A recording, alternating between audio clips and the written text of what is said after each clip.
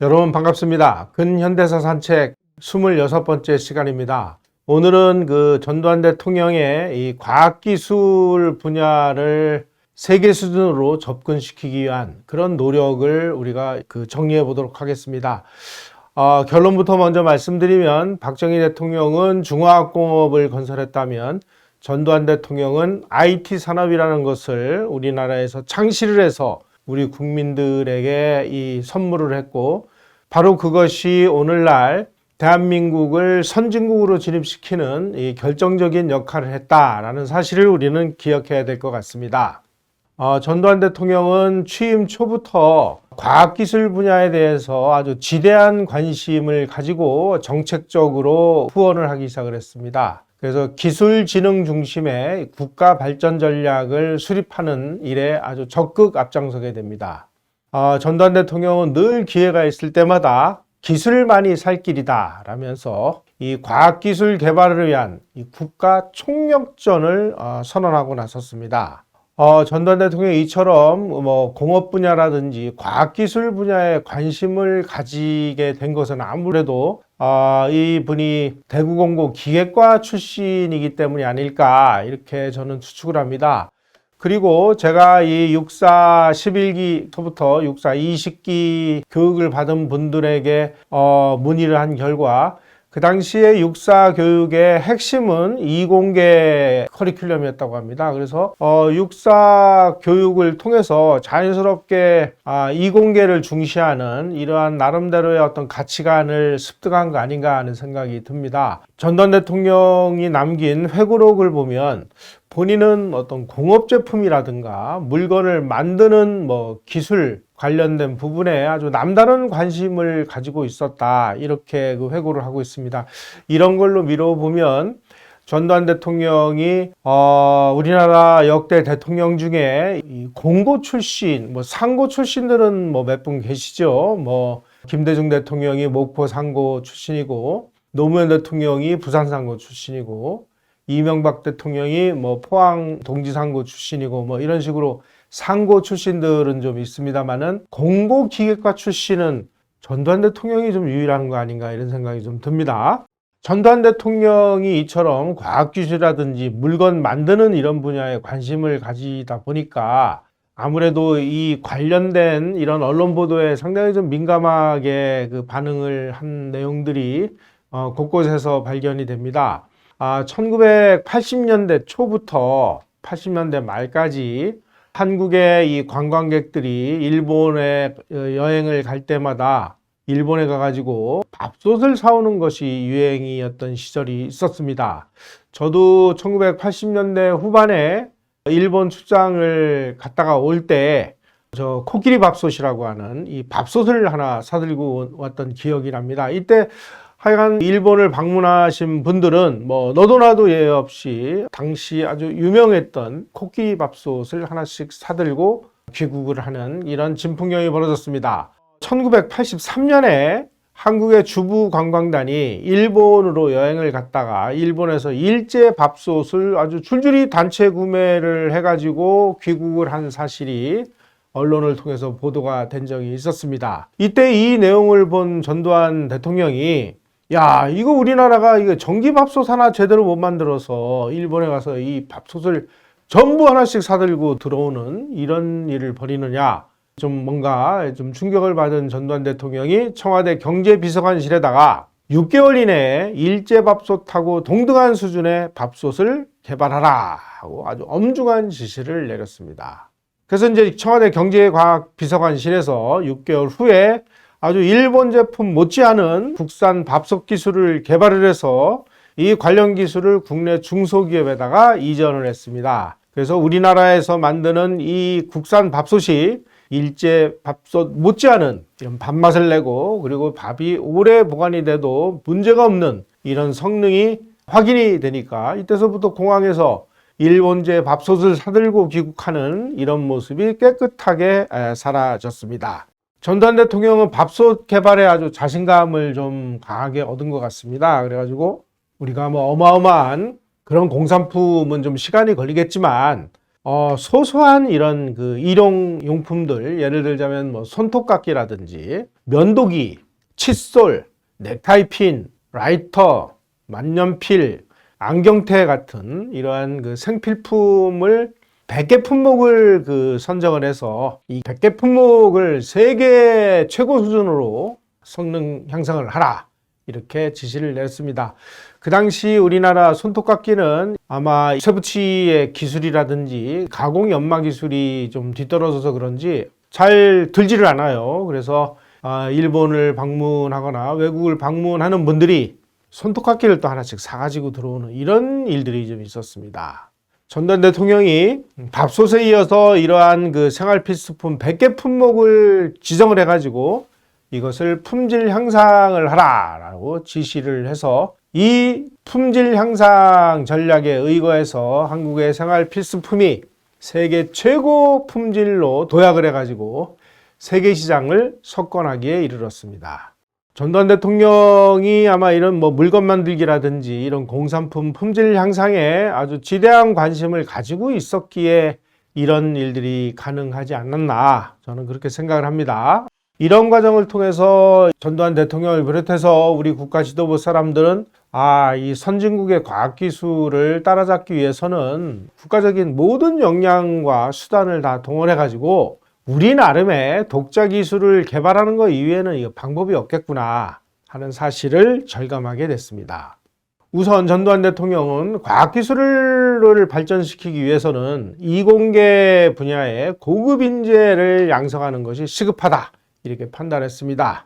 그래서 박사급 과학자나 공학자를 조기 발굴을 해서 최고 인재로 양성하기 위해서 1986년 3월에 대덕연구단지 안에 한국과학기술대학을 설립을 합니다.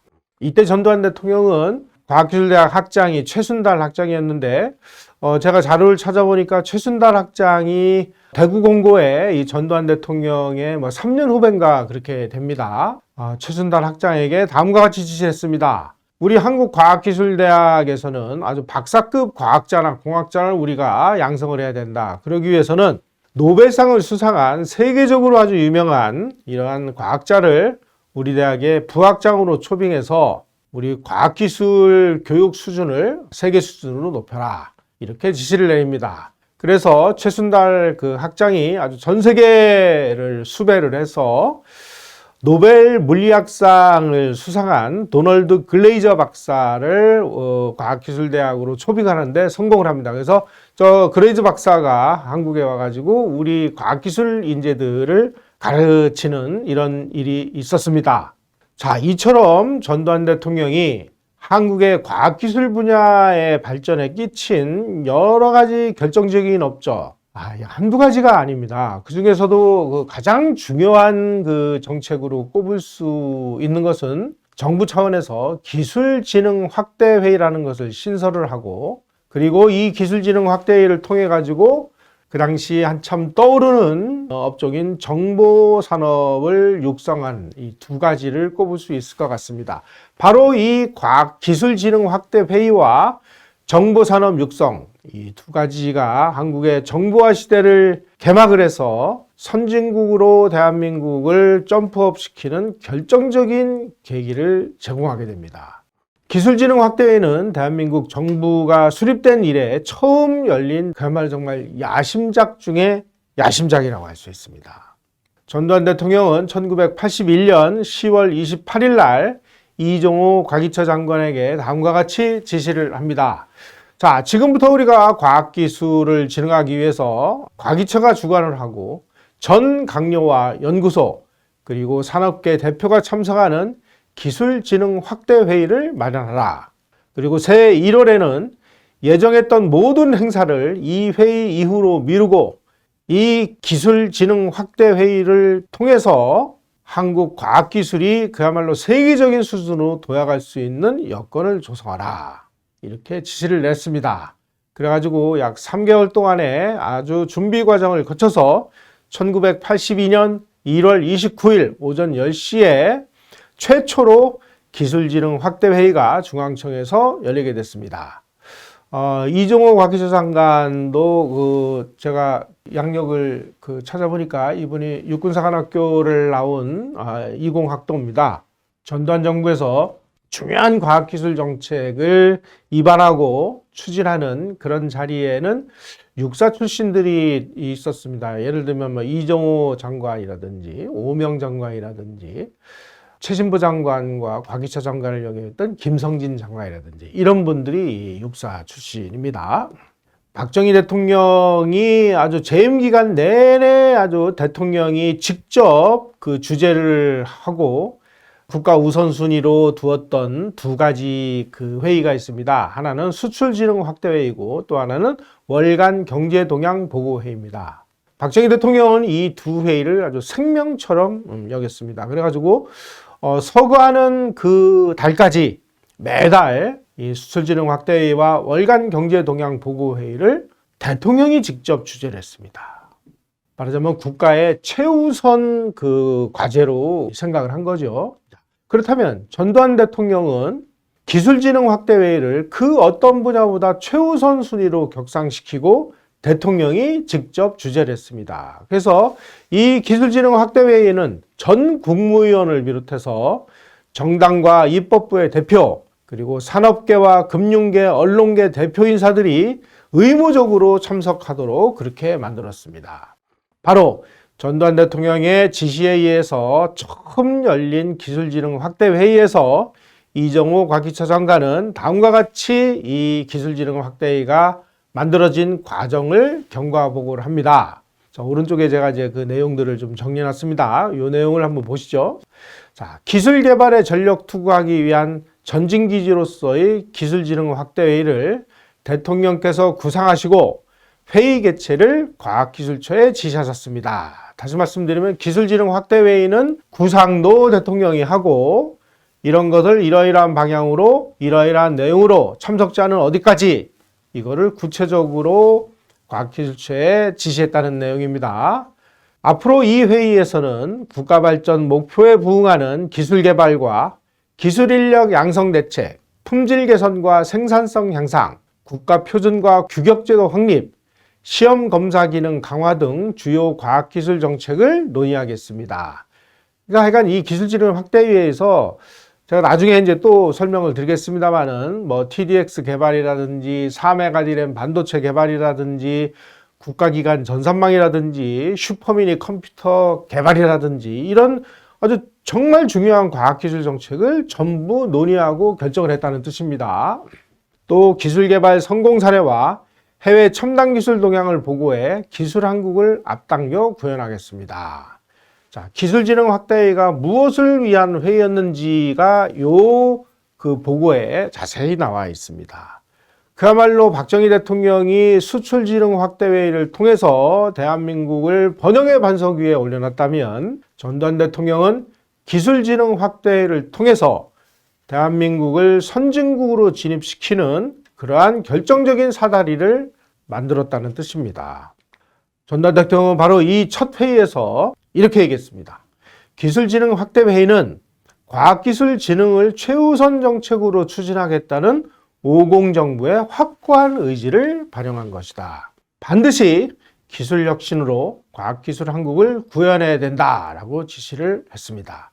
그리고 이어서 첨단 기술 개발에 앞장선 김광호 삼성전자 상무에게 동탑 산업훈장을 수여했고 또 은종관 교수와 이기환 연구원에게 국민훈장 동백장을 수여했습니다. 박정희 대통령이 무역진흥 확대회의에서 새마을 지도자들에게 훈장을 준거하고 동일한 방식으로 기술진흥 확대회의를 국가 최고 중요 회의로 격상을 시킨 것이죠.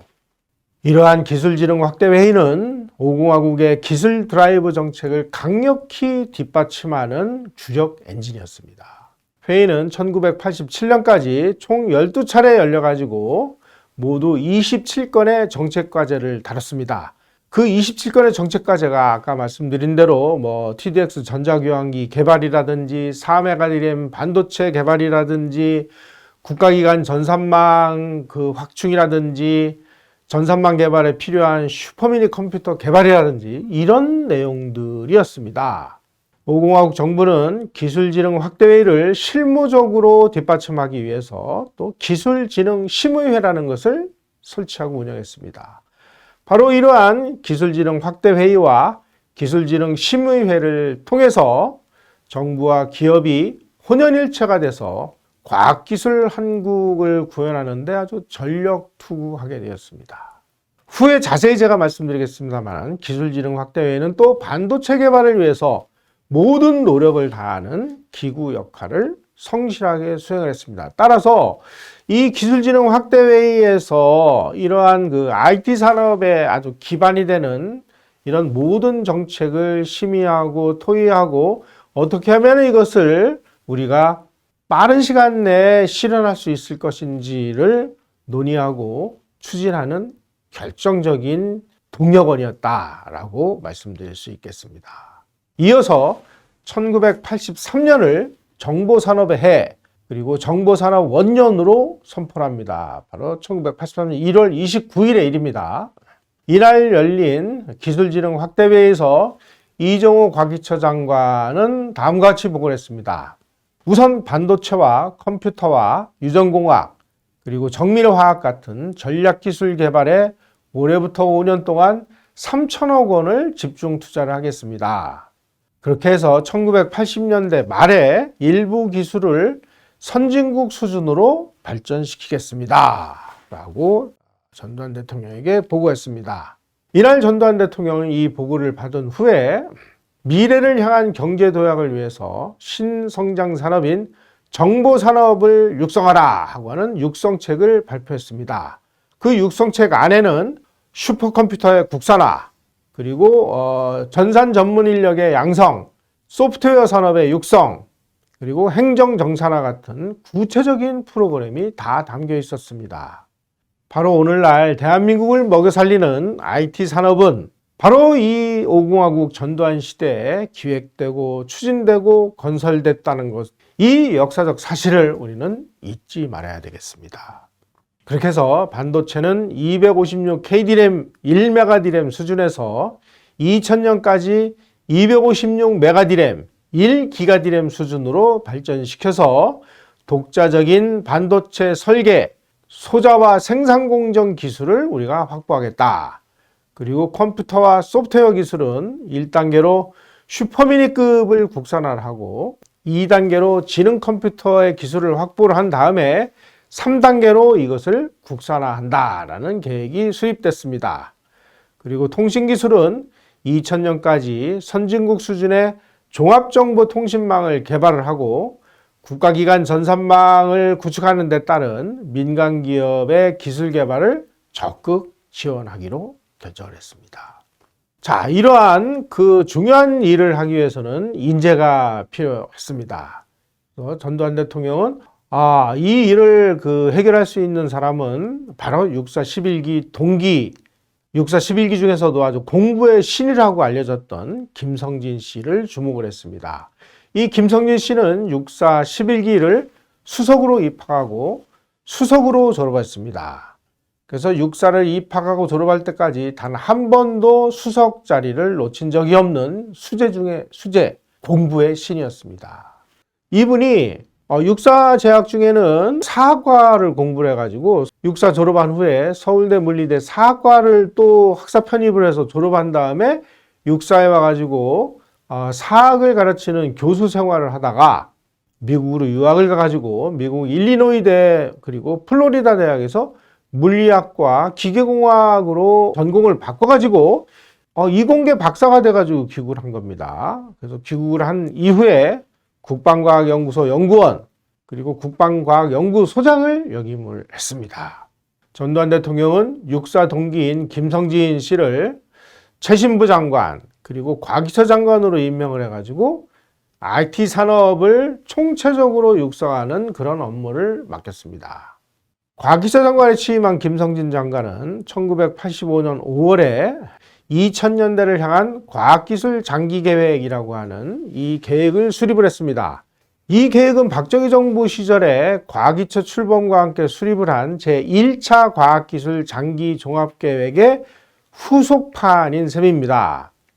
따라서 이거는 굉장히 중요한 사안이었죠. 바로 국가의 미래를 좌우할 중대 사안이다. 그러니 이 중대 사안을 아주 정말 무리 없이 수행해 나갈 수 있는 적임자는 바로 육사동기인 김성진밖에 없다. 그래가지고 김성진 장관을 최신부 장관, 각기수 장관 계속 임명해서 IT 산업이 본궤도에 오르도록 그렇게 중요한 임무를 맡긴 것입니다. 1985년 12월 19일 전두환 대통령은 청와대 영빈관에서 기술진흥 확대 회의를 주재를 했습니다. 이날 회의 참석자를 보면 노신현 국무총리를 비롯해서 전 국무위원 그리고 국회와 과학기술계와 산업계 대표 220명이 참석하는 아주 메모드 회의였습니다. 이 자리에서 김성진 장관이 2000년대를 향한 과학기술 장기계획이라는 기본 방향을 발표를 합니다. 자, 어떤 내용이 들어있었을까요? 이날 김성진 장관은 우리가 2000년에 한국의 과학기술 목표를 세계 10위권의 기술 선진국에 도약하겠다. 이것을 위해서는 현재 3만 2천 명 수준밖에 안 되는 고급 연구 인력을 2000년까지 15만 명으로 확대를 하겠다. 그러니까 3만 2천 명을 15만 명으로 확대를 해야 되니까 355, 5배를 확대를 하는 겁니다. 그리고 이 15만 명 중에서 10%인 15,000명은 아주 세계 정상급 두뇌, 이 지구상 어느 나라에 갖다 놔도 최고 수준의 그러한 인재로 양성을 하겠다. 이렇게 계획을 세웠습니다. 그리고 과학기술 분야에 대한 연구개발 투자 비율을 GDP의 현재 1.4%에 불과한데 이것을 3% 이상으로 확대를 하겠다. 그리고 미래 기술 분야를 5개의 군으로 나눠서 기술 선진화를 반드시 이루겠다라고 보고를 했습니다.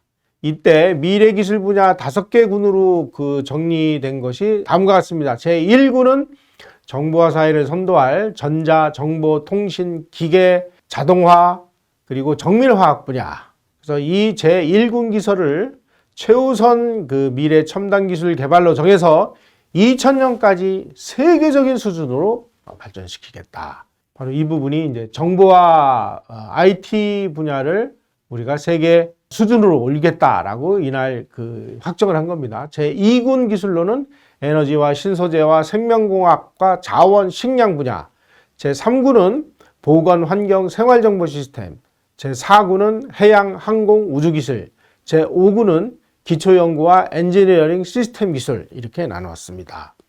이어서 전두환 대통령은 과학기술진흥에 아주 크게 기여한 공로자에게 대한민국 과학기술상을 포상할 것을 제도화했습니다.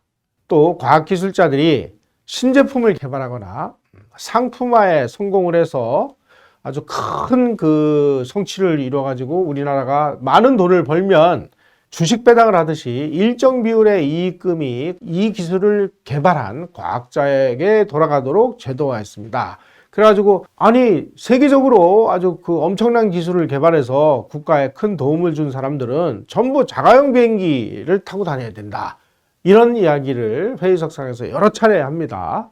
1980년에 이회창 씨의 큰아버지인 이태규 박사가 한국과학기술원 카이스트에서 퇴임을 했습니다. 그래서 그 당시 이제 한국과학기술원의 관사에서 살고 계셨는데 관사에서 나오게 되면서 좀 거처가 마땅치 않게 됐어요. 그런데 이 이태규 박사는 한때 이 노벨상 후보로 추천될 정도로 아주 국제적으로 저명한 과학자였습니다. 이 어른은 교토제국대학을 졸업을 하고 그리고 프린스턴대에서 연구를 하다가 한국으로 초빙이 돼가지고 서울대 물리대 학장을 역임을 했고 다시 미국으로 돌아가서 유타대 교수로 활동을 하다가 1973년에 귀국을 해서 카이스트 교수로 재직하면서 응집 물질 물리학을 연구를 하고 그리고 후진을 양성하는 그런 상황이었습니다. 그런 와중에 이제 퇴직을 해서 거처가 마땅하지 않다라는 이러한 언론 보도를 접한 전두환 대통령은 이거는 예우가 아니다. 우리가 이렇게 국가에 지대한 공헌을 한 과학자들에게는 정말 노후 생활을 편안히 하실 수 있도록 노후 생활 지원 제도를 마련하라. 그래서 이태규 박사가 그 제도에 이제 혜택을 받게 됐습니다. 우리나라가 이처럼 어려운 과정에서도 과학기술 분야에 거의 올인하다시피 한 이유가 있습니다. 1980년대에 들어서면서 선진국들의 이 기술 보호주의가 아주 심화가 돼가지고 첨단 기술의 해외 이전을 강력하게 통제하기 시작을 했습니다.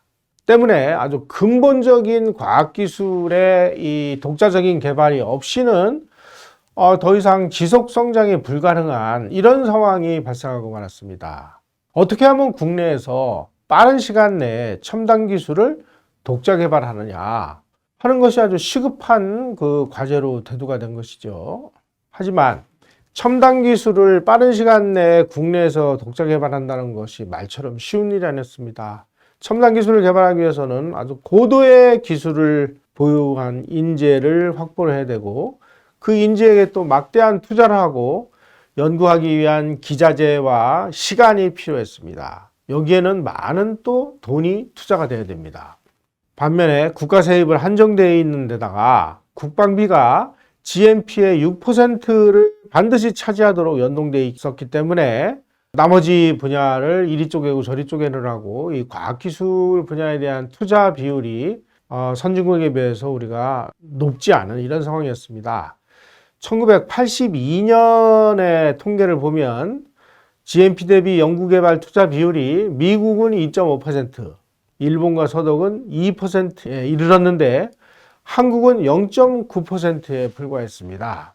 따라서 선진국에 비하면 정말 뭐라고 할까요? 이 조족지혈이라고 할까요? 이런 상황이었습니다.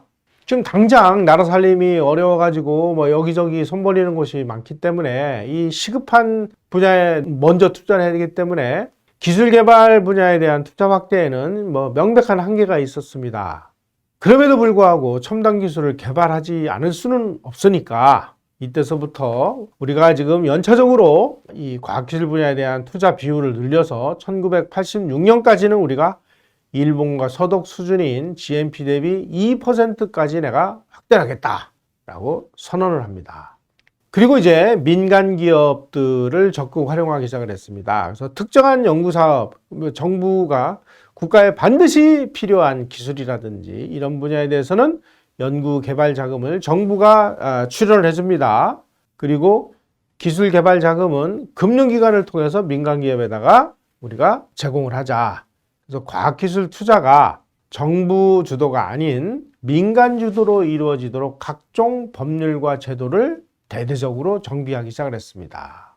또 민간 기업의 R&D 투자를 유도하기 위해서 R&D 분야에 투자하는 기업들은 조세 감면 제도를 만들고 또 세액공제 제도를 만들어 가지고 이런 것들을 적극 활용해서 민간 기업들이 연구 개발에 앞장서라. 그리고 민간 기업이 첨단 기술을 개발해서 제품을 만들면 정부가 이것을 가장 우선적으로 사주는 정부의 구매 제도를 개선을 했고 또 신규 발명품에 대한 수의 계약 제도, 아주 획기적인 제품이 나오면은 수의 계약을 할 수 있도록 해주고 연구원에 대한 병역 특례 제도, 그리고 국산 신기술 제품을 보호해주는 제도 이런 것들을 아주 체계적으로 만들기 시작을 했습니다. 이러한 제도를 통해서 민간 기업이 연구개발 투자를 계속 확대해 나가면서 기업들이 이제 종합연구소의 설치 붐이 대대적으로 일었습니다. 바로 저 사진이 삼성종합기술연구원 저 기흥 쪽에 있는 건데요. 아주 규모가 엄청납니다. 첨단 기술을 여기서 다 연구를 하죠. 이런 것들이 이제 이 무렵에 만들어집니다. 전두환 정부의 이러한 민간기업 R&D 투자 활성화 계획에 의거해서. 그래서 1980년에 3천억 원에 불과했던 과학기술 투자가 연평균 GNP 성장률의 2.7배 속도로 증가하기 시작을 합니다. 그래서 1985년에 한국이 연구개발 분야에 대한 투자가 처음으로 1조 원을 넘어가지고 1조 2,900원의 투자가 이루어졌습니다. 그리고 1년 후인 1986년에는 드디어 GNP의 2%인 1조 7천억 원으로 늘어나게 됩니다.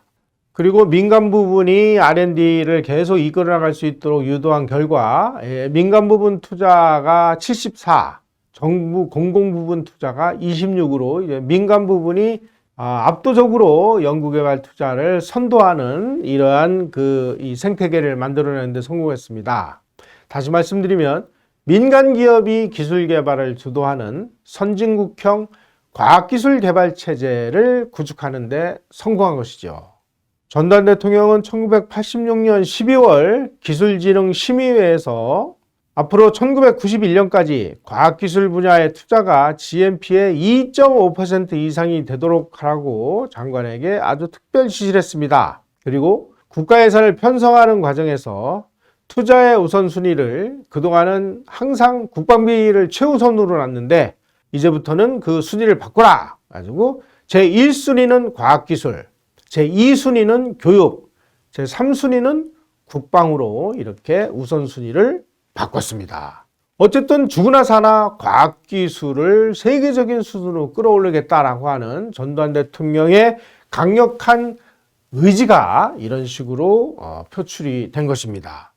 특히 그 전두환 대통령은 1980년대에 들어서 아주 전 세계적으로 각광받기 시작을 한 전자 분야라든지 정보통신 분야라든지 유전자, 에너지, 신소재 산업 분야 이런 분야는 뭐 선진국이나 우리나 뭐 거의 기술 처음 시작하는 입장이기 때문에 선진국과 우리가 기술 격차가 그다지 크지 않다고 판단했습니다. 이런 기회에 우리가 서둘러 가지고 이 IT 산업 분야에 아주 올인을 해 가지고 이 분야에서 우리가 선진국 수준으로 따라잡자. 이렇게 특명을 내려 가지고 1980년 12월부터 전자산업 육성 방안이라는 것을 마련했습니다. 핵심 내용은 세 가지입니다. TDX라고 이름이 붙여진 전자교환기, 그리고 반도체, 슈퍼컴퓨터를 국산화 개발을 하겠다. 그래서 그 개발한 기술을 우리 기업들에다가 전부 이전을 시켜서 우리가 IT 산업을 생태계에서부터 우리가 만들어 가지고 선진국으로 끌어올리겠다. 이것이 한국이 IT 강국으로 도약하는 결정적인 전기가 되었던 것입니다. 그렇게 해서 이제 청와대 과학기술비서관실이 주도해서 만든 이 전자산업 육성 방안이 1981년 7월 15일 날 전두환 대통령에게 보고가 됐고, 전두환 대통령은 지체 없이 이 방안에 서명을 해가지고 정부 정책으로 확정이 됐습니다. 바로 이것이 대한민국의 산업사를 아주 혁신적으로 뒤바뀌는 획기적인 신의 한 수였습니다. 박정희 대통령이 건설해 놓은 중화학공업에다가 바로 전두환 대통령이 IT 산업이라고 하는 새로운 먹거리 성장 산업을 통째로 또 하나를 건설하겠다라고 하는 아주 국가 차원의 의지를 밝힌 날이 바로 1981년 7월 15일입니다. 이 전자산업 육성 방안에 따른 TDX 개발이 이제 추진이 됐는데, TDX 개발을 하는 과정에서 이 연구비가 문제가 됐습니다. 당시에 정부가 추진했던 연구개발 사업비 중에서 최대 액수가 10억 원에 불과했습니다. 그런데 TDX 개발에는 이러한 그 연구개발비의 수십 배가 투입이 되게 됐습니다. TDX 1차 사업인 TDX1 개발하는데 240억 원이 투입이 됐고, 그리고 도시용 대용량 모델인 TDX10을 개발하는 데는 무려 560억 원이 투입이 됐습니다.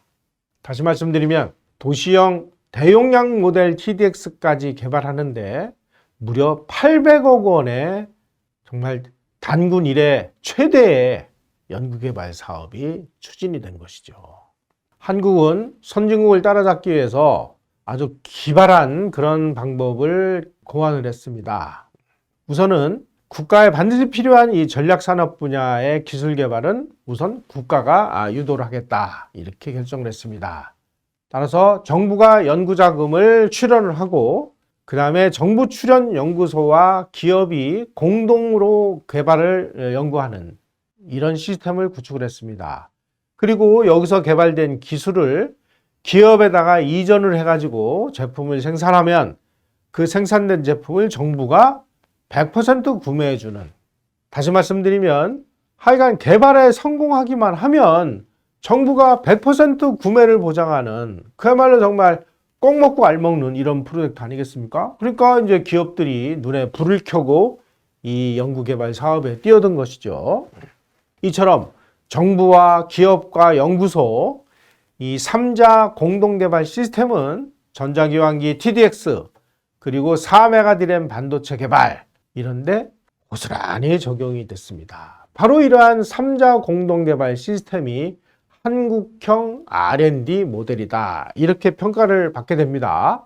이런 과정을 거쳐서 1984년에 개발된 TDX의 시험 운영에 들어갔고 1985년에는 상용화 시험을 거쳐서 1986년 3월에 전국 4개 지역에 24,000 회선이 설치가 돼가지고 이제 본격적으로 전자교환기 국산화 시대가 개막이 됐습니다. 바로 한국이 개발하기 이전까지 미국, 그 다음에 일본, 독일, 스웨덴 이런 나라들만 이 선진 6개국만 개발했던 최첨단 전자교환기를 한국이 독자 개발하는 데 성공하니까 아주 세계적인 화제로 등장하게 됐습니다. 이어서 1987년에는 도시형 대용량 전자교환기인 TDX-10의 개발을 추진하게 됐는데 도시용 대용량 전자교환기는 농어촌용 소규모하고는 전혀 차원이 다른 그런 기술이 요구됐습니다. 이런 것도 우리 국산 기술로 전부 개발해가지고 1991년에 대도시형 TDX-10을 개통을 하는데 성공을 합니다. 이로 인해서 한 나라의 이 교환시설 전체를 100% 디지털화한 것은 한국이 세계에서 최초의 일이었습니다. 어떻게 이런 일이 가능했느냐? 바로 이 TDX를 우리가 독자적으로 개발했기 때문입니다. 그래서 싼 가격에 선진국 제품에 비해서 한 10분의 1 정도밖에 안 되는 가격으로 우리가 교환기 시스템 디지털화를 전 세계에서 최초로 실행한 그러한 나라가 됐습니다. 만약 우리가 이거를 국산화 개발하지 못했으면 아마 돈이 없어서 이런 일은 불가능했을 겁니다. 이때서부터 이제 전화는 신청만 하면 당일 개통을 시켜주는 세계에서 가장 선진화된 통신 시스템의 나라로 급상승하게 된 것이죠. 1987년부터 1997년까지 1000만 회선을 TDX로 대체해서 41억 달러의 수입 대체 효과를 실현했습니다. 만약 우리가 이걸 개발을 못했으면 교환기를 사오느라고 41억 달러를 외국에다가 갖다가 바쳐야 되는 이런 상황이었을 겁니다. 이로 인해서 전화적체를 순식간에 해결하고 그야말로 통신 후진국에서 지구상에서 가장 빠른 서비스를 제공하는 나라로 탈바꿈했습니다. 자, 이 TDX 개발에 가지는 역사적인 의미는 연구 개발을 투자를 해서 성공을 하면 이게 수십 배의 이익을 거두는 정말 이게 엄청난 남는 장사구나 라는 인식이 우리 과학기술계뿐만이 아니라 우리 경제계에도 확산되면서 관계자들은 연구개발의 철학을 근본적으로 바꾸게 됩니다. 연구개발이라는 것이 이게 그냥 소모성으로 없어지는 게 아니라 성공만 하면 정말 대박치는 이런 분야구나. 그래서 과학기술 분야 투자가 아주 활성화되는 이런 계기를 TDX가 만들었습니다. TDX 개발 덕분에 한국은 IT 강국으로 도약을 하게 됐습니다. 일본은 국영 전신 전화 회사인 NTT를 중심으로 정부가 주도하는 통신사업 체제를 유지했습니다. 이렇게 되다 보니까 이제 관료적인 분위기가 만연을 해서 개혁의 전기를 마련하지 못하고 주춤주춤하고 있는 사이에 한국은 민간 기업의 창의력을 바탕으로 IT 분야에서 일본을 역전하는 결정적인 전기가 마련이 됐습니다. 바로 이 TDX 개발 덕분에 한국은 세계 최고의 정보통신 강국으로 향하는 고속도로가 뻥 뚫린 셈이 됐습니다. 바로 이런 일이 언제 일어났습니까? 전두환 대통령의 50 시대에 일어났던 일입니다. 전두환 대통령이 독재만 하고 광주 학살만 하고 무슨 민주주의를 탄압하고 어쩌고 이런 그 논리에 젖어 있는 분들도 많이 계신데 그 시대에 이런 일이 있었다라는 사실을, 이 역사적 사실을 우리가 겸허하게, 이거 누가 거짓말을 하는 내용이 아니라 이게 사실이거든요. 우리가 전두환 시대 5공화국을 총체적으로 다시 한번 제자리에 올려놓는 이런 작업에 모두가 앞장서 주시기를 간절히 바라면서 오늘 내용 이것으로 마치겠습니다. 고맙습니다.